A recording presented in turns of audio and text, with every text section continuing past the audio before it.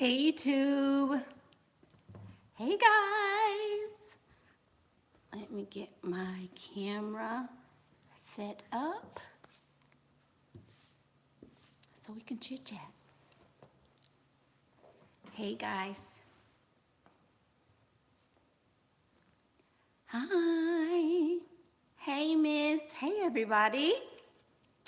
Hey, story time, story time, story time.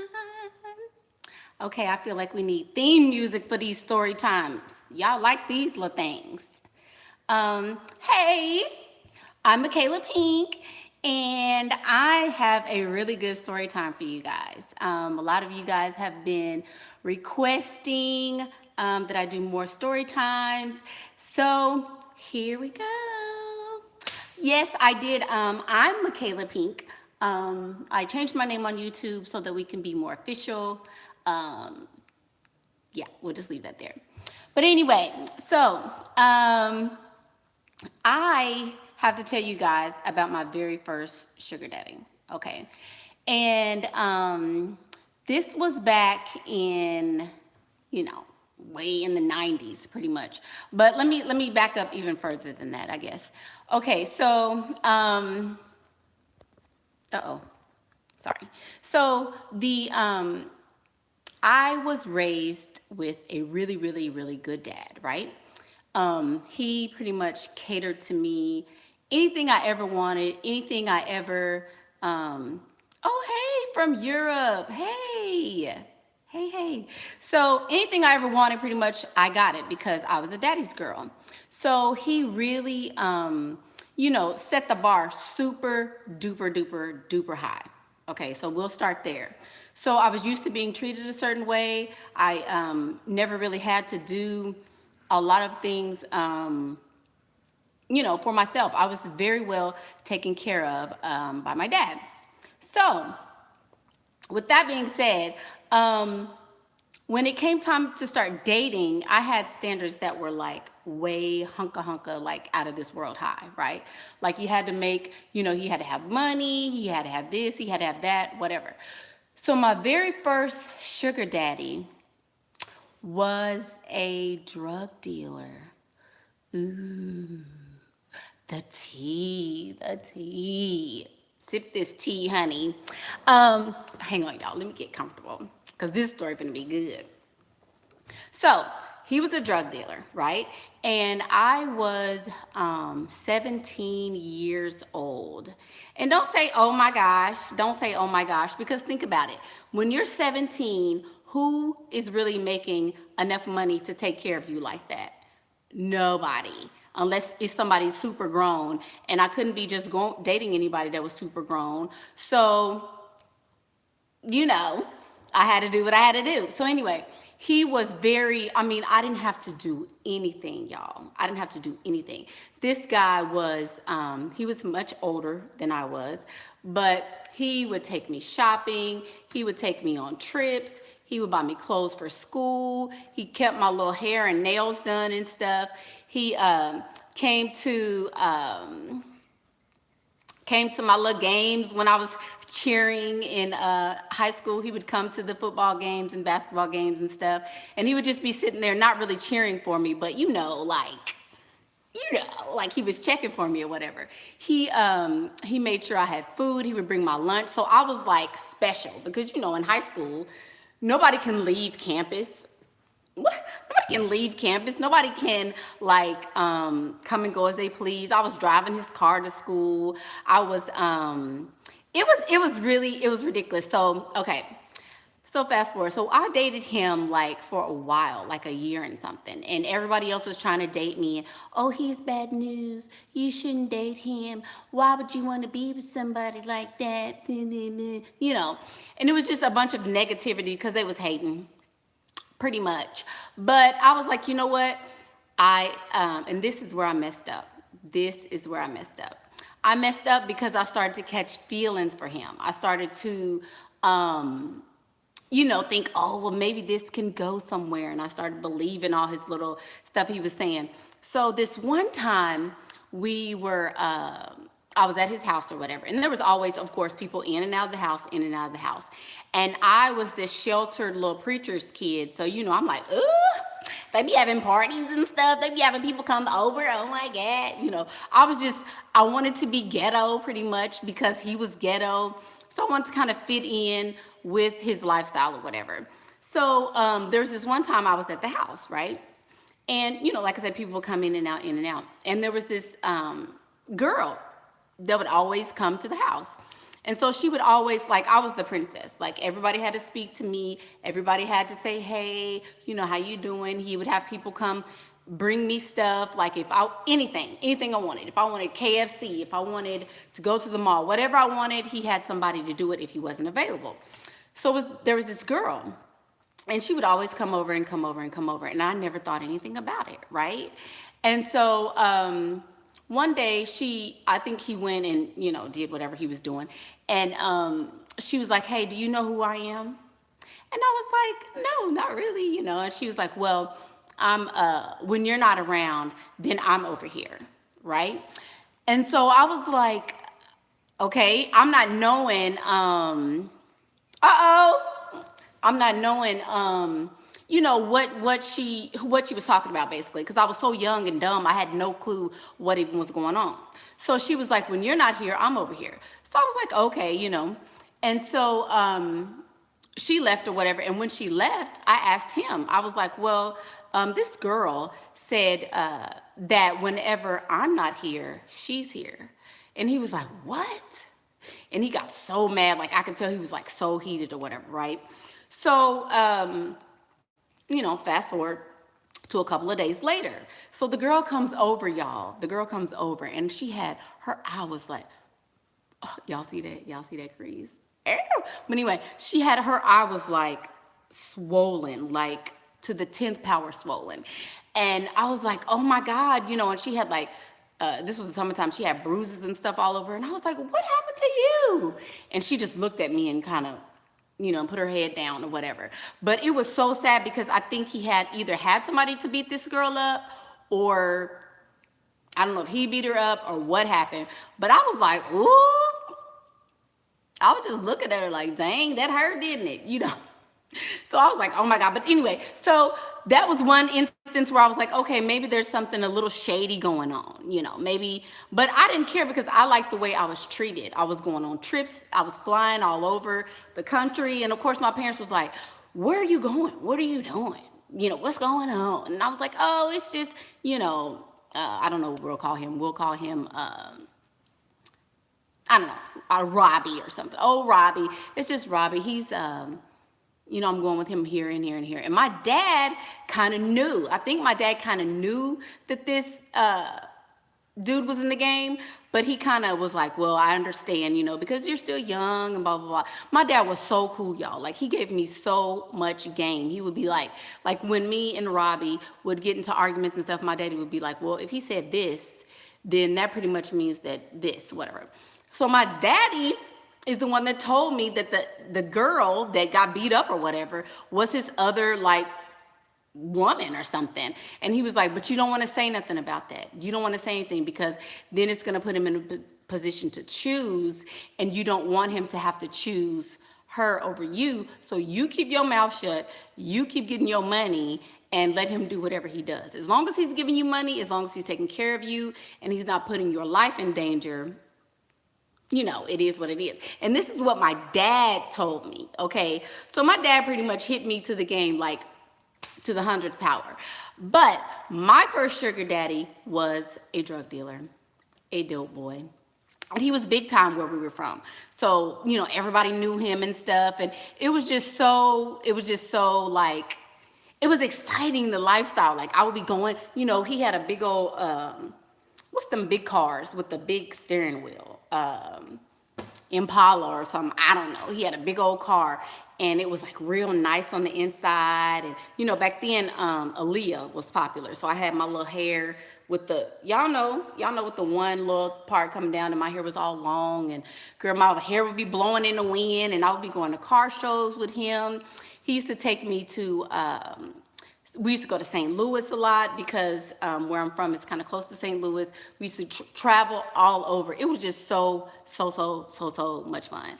And he was like, anything I wanted, like we would be going somewhere and he would say, he was a lot like my dad, actually. So I don't know if my daddy was into nothing illegal, but he was a lot like him, because we would like just hop on a plane and he'd be like, here's your plane ticket. We going to so-and-so this weekend.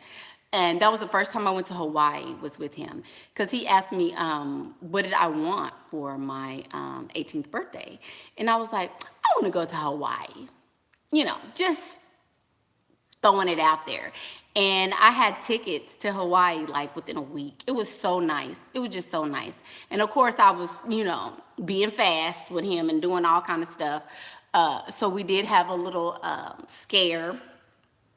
We'll say I thought I would have been a teen mom early, but it was like everything was taken care of. He was like, don't worry, you know, you'll be fine. But it was cool. It was cool. It was really a good lifestyle. And that's kind of what introduced me to the lifestyle. I kind of already, like I said, my parents already, you know, afforded me a really good lifestyle growing up. But then to have somebody else kind of swoop in, and I was with him for like 4 or 5 years. And I don't think he's dead or in jail or anything like that now. But yeah, that's who my first sugar daddy was. He was a big time dope dealer in my city. So but it was fun. It was fun. And he hit me to a lot of stuff. I got, you know, street savvy. I learned how to work with money. I learned how to count money real fast. I never really had any dealings with the merchandise. But the money was always, I mean, it was plentiful. It was always there, always there. So that kind of got me like, man, I really could get used to this. So then after that, I really never, in between, like, I dated a few guys that weren't like paid or whatever, weren't rich. And I just could not take them seriously. So now that I'm back in the dating game, now that I'm dating corporate America, it's a different kind of feel, a different kind of swag, but it's still the same. It's still the same. So I had to learn how to deal in that kind of a world, and I've also had to learn how to deal as an older woman in the world I am now with sugar daddies. So now, like back then, I was real faithful. I was a faithful sugar baby. I mean, and of course, he was my boyfriend. He was my boyfriend, but I was a sugar baby pretty much, because he was much, much older than me or whatever.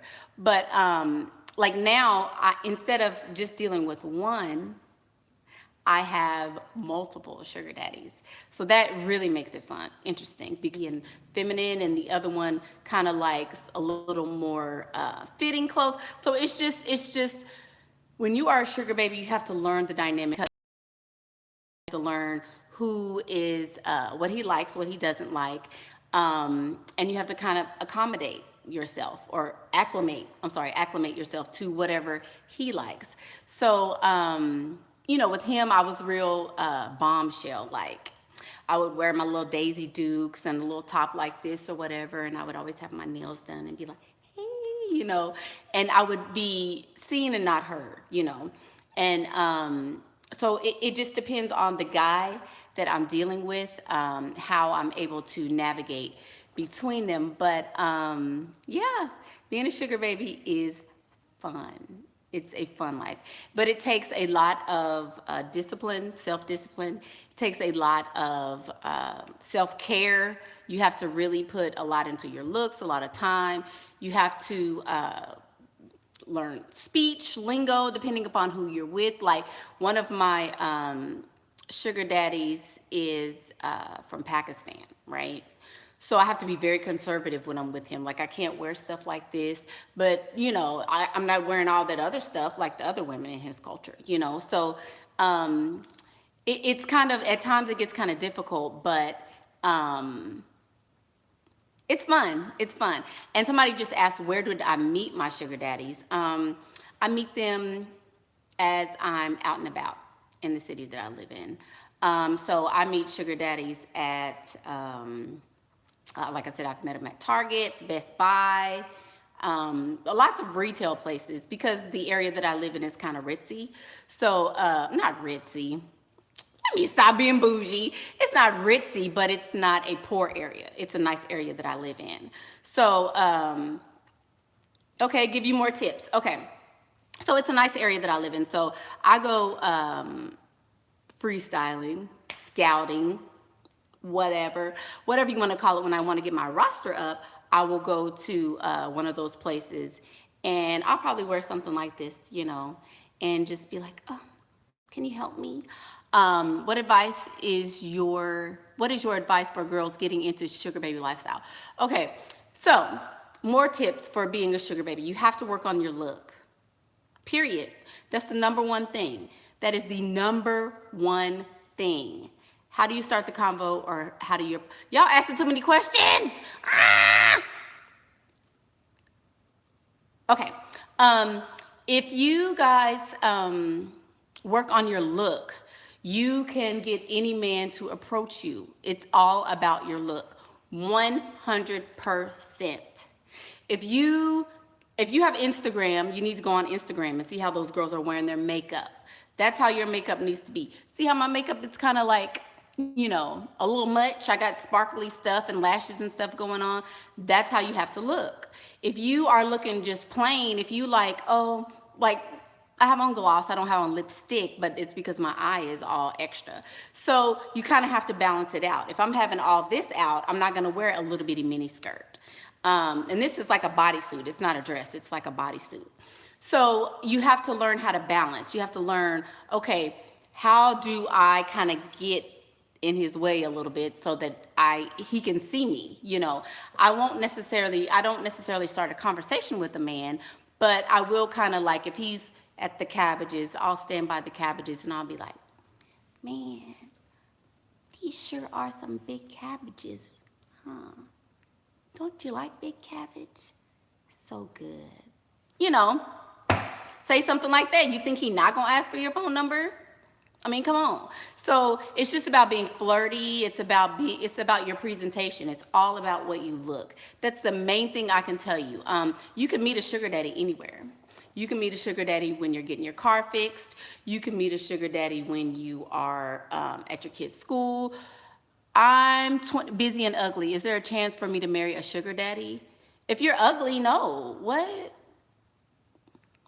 You're 26, you're busy, and you're ugly. You might not get a man, let alone a husband. Girl, please, if you're ugly, you just start over. But here's the thing about ugly women. I don't really think there's any such thing as an ugly woman, because you can be, I done seen some ugly women turn into freaking bombshells with that makeup. So, you may not be ugly, you just might be lazy. So you need to work on that, because no man is gonna want you, let alone a freaking sugar daddy. When you want a sugar daddy, that means you are you gotta be in another caliber. You can't be regular. You can't be basic if you want a man to pay you. If you want a man to give you money so that you can pay your bills, you cannot be basic. You cannot. There should be nothing about you that's irregular. When people see you, they should be like, dang, she is fine, or, they should be like, wow, she is they should be fanning and doing all that when you walk in if you want a sugar daddy. If you want a regular man, wear a sundress, whatever, but you cannot be basic. So, we have a group on Facebook of women. I don't know if they enjoy being basic, but a lot of them are basic, and they wonder why, this isn't working for me, or I can't get a sugar daddy, or what should I do? How do I act? What do you say? You don't have to say anything. You don't have to say anything. If you walk up in there and you looking like a bombshell, you don't have to say not one. You don't have to say nothing. You don't have to whistle, smoke signal. You don't have to do anything. You walk up in that mug and they're fighting each other trying to get to you. That's what you want. Are women going to be hating on you? Definitely. Are women going to be looking at you like you're crazy and she thinks she ought to? Yes, I do. And so does the man that was talking to you. hey boo, you know. So it just is what it is. That's how you know when you have the right outfit on. That's how you know when your vibe is correct, the way you walk in. You can't just walk like you in a hurry, like, oh, let me hurry up and go get this biscuit and this beer and go sit down somewhere. I'm pretty, but only with makeup. There you go. Just got here. Hope I didn't miss. So basically, if you want to be a successful sugar baby, you have to be very strategic in the way you look, strategic in the places that you go or the places that you frequent. You can't get a sugar daddy at the corner store down the road or something. You know, you want to go to places like in wealthy areas. You want to always frequent wealthy areas. So we'll have more talk about that later. This was supposed to be about about how I got my first sugar daddy. So I got him. I met him because I met him at a club, y'all. Preacher's kid. I was sneaking out, and me and a friend of mine we went to this club, and we were so scared to go in. We was like, you go in, you go in. So we were scared to go in, so we were sitting outside, like on my car, on the hood of it. And so we was playing the radio outside, y'all, because we were scared to go in the club. How lame is that? So I was dancing, you know. Back then it was, that's when Cash Money and the Hot Boys and all that stuff was out. So I was, you know, out there. I was twerking before they were twerking. So I'm on the original twerk team, okay? So I was out there dancing and stuff to the music, and he saw me, and he sent one of his little boys or whatever over to me, and he was like, oh, my homeboy is really, you know, he thinks you're beautiful and he wants to talk to you. And I was like, well, your homeboy is lame because he needs to talk to me himself. And of course, you know, nobody turned him down. So this was like a major thing that I turned him down or whatever. So he came over himself, and he was smelling all good, and he was real tall, and he had this, back then, the herringbone chains. Y'all remember the herringbone chains back in the day, the real big? And I was like, ooh, oh my God, he got gold. It was just so, you know, so that's how I met him. But, you know, you can meet them anywhere, but it's all about how you look. If they see you and they like, yeah, I gotta have her, that's how you get them. That's how you get them. There's nothing else that you have to do but be gorgeous. If nobody has ever told you you're gorgeous, then it's not gonna work. What is that? Well, this day and age, you have to fix your issues researching online a perfect book to raise your self-esteem. Oh, y'all talking about self-esteem. Oh, yeah, I wasn't talking about self-esteem. You do have to have self-esteem if you are dating somebody with a lot of money. I was just telling my girlfriend today that it is really intimidating to date somebody who's a multi-millionaire. It's like, dang, you know, what do I say? What do I do? But I had to really strip myself of all my insecurities and say, you know what? All I can do is be myself. I can pretend to be somebody else, but at the end of the day, I'm gonna be myself. When all this is said and done and he goes where he's going, I'm still gonna be myself. So I know that he likes my personality because, you know, he has interacted with me before. So I just kind of stick to what initially worked with them and kind of, you know, ride that thing till the wheels fall off, really. So it is about confidence, but it's more so about your look. More so about your look. And you can't look pretty if you're not confident. You know how to look pretty if you are if you know how to look at magazines. You know how to go to Pinterest and find outfits. You can do your makeup if you go to YouTube. Some people just don't want to do it. Some people, you have all the resources, and it's like, you know, why aren't you using it? There's no excuse for a woman to not be gorgeous. If nobody has, and here's another thing, here's a tip, and then I'm gonna have to go. If you have to tell other people that you're beautiful, that you're gorgeous, that, oh, you know, everybody I date is rich and all I do is blah, blah, blah. You know, if you have to tell somebody, oh, I'm pretty. You know, everybody says I'm pretty. Everybody likes this look. If you've ever heard yourself say things like that, but nobody else has told you, then pretty much you're not pretty. You're probably ugly, to be honest. You have to know within yourself You have to be confident within yourself. Confidence is not something that's necessarily loud, boisterous. You know, it's not. You never have to tell somebody, you know what, everywhere I go, people just flock to me, and you don't ever have to say it. If people are telling you you're gorgeous, if other people are coming up to you, seeking you out, oh man, who did your makeup?